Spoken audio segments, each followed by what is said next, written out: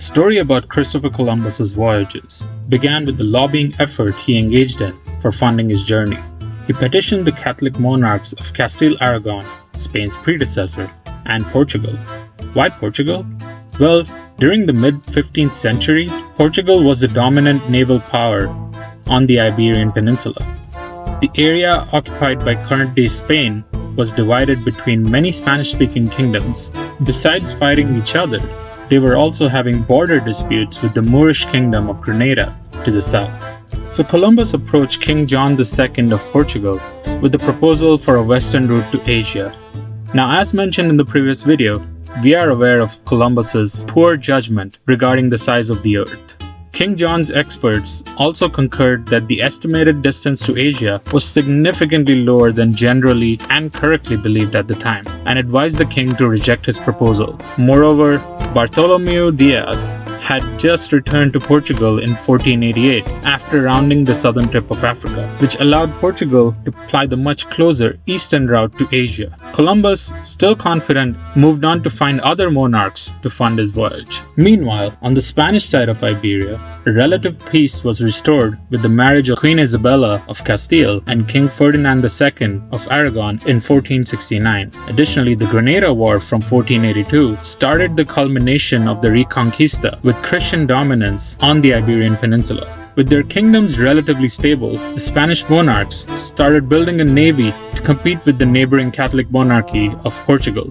So Columbus submitted his proposal to Queen Isabella, who handed it to a committee to determine the feasibility, and as expected, was once again rejected on the basis of gross miscalculation of distance. Despite the impracticality, the monarchs decided to hedge their bets. The eastern route to Asia was already being dominated by Portugal, and they didn't want the chance for the western route to fall in the hands of their competition. So they decided to give Columbus an annual salary of a sailor. Then, in 1492, shortly after the Spanish forces conquered Granada, Columbus was summoned back to the Castilian court. The details of his voyage agreements were determined, including giving Columbus titles such as Admiral of the Ocean Sea and Viceroy and Governor of all colonized lands, as well as 10% of the revenues from all newly colonized lands in perpetuity.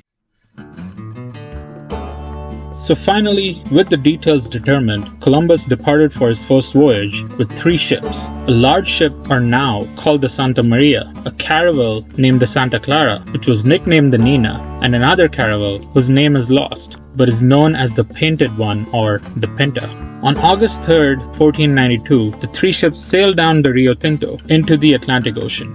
They arrived at the Canary Islands, off the coast of West Africa, on August 9th, 1492. Here, on the island of Gran Canary, the crew replaced the rudder of the Pinta, which broke 3 days into the journey. On September 2nd, 3 ships arrived at La Gomera, where their provisions were secured for the westward exploration into the ocean sea. On September 6th, they sailed into the west on a hope and a prayer that they will reach Asia before their provisions run out, and they starved to death out in the open ocean. Now, if we assume for a moment that the continents of the Americas and the islands of the Caribbean didn't exist, Columbus and his crews would have run out of food and drinking water right around the time they would have reached the 80th meridian west, which passes through Panama. However, luck smiled upon him and his crew, and on October 11th, a little over a month after Columbus and his crew sailed from the Canary Islands, and 2 months after they sailed down the Rio Tinto, land was sighted. Quick sidebar. A Spanish sailor aboard the Pinta named Rodrigo de Triana is said to have sighted land first. Columbus, who was aboard the Santa Maria, acknowledged this as well in his diary, but added the claim that he had sighted land 4 hours earlier but didn't tell anybody because he wasn't sure. The claim of sighting land first allowed Columbus to retain a reward from the crown.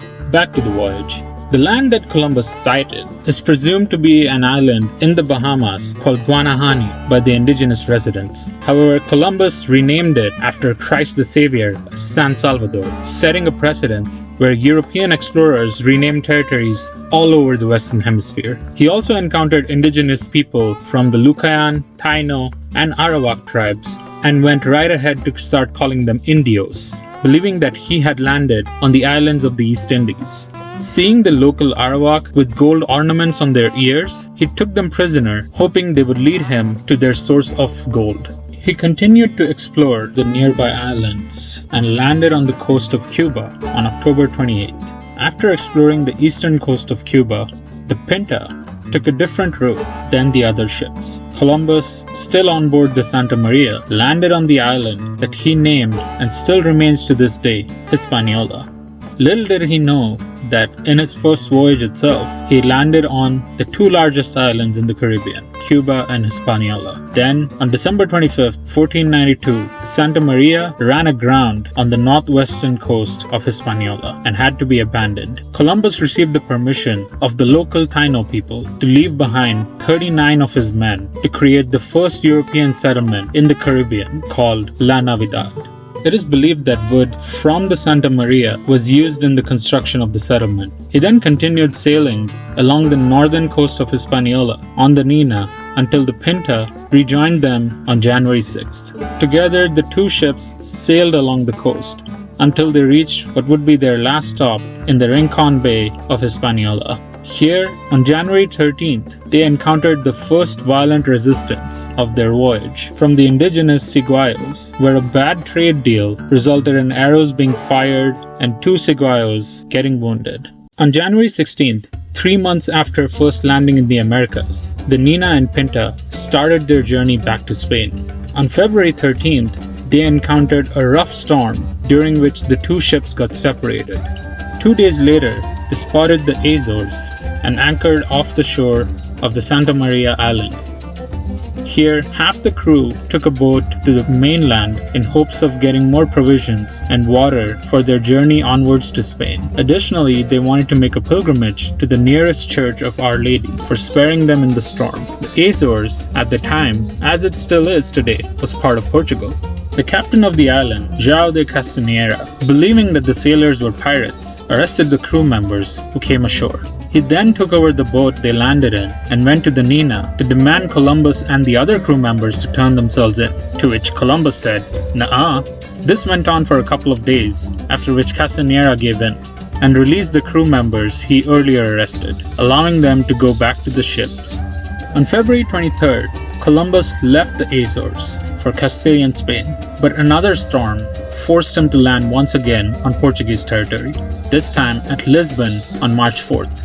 Fully aware that, unlike with Castanheira, he couldn't play chicken with the King of Portugal, he instead wrote to King John II, asking permission to stay before heading over to Castile. The king agreed to meet with him, but after being told of Columbus's travels, considered the voyage to be in violation of the Treaty of Alcaçoas. Later on, he would use this violation as leverage against the Castile-Aragon monarchs during a mediation conducted by Pope Alexander VI. But that is a story for another time. After a week, Columbus left Lisbon and arrived back in Spain on March 15, 1493, over 7 months after he had departed from Spain, thus completing his first voyage to the Americas. To summarize the trip in Columbus's own words, here are a few translated excerpts from his letter to the Spanish monarchs following his arrival in Spain.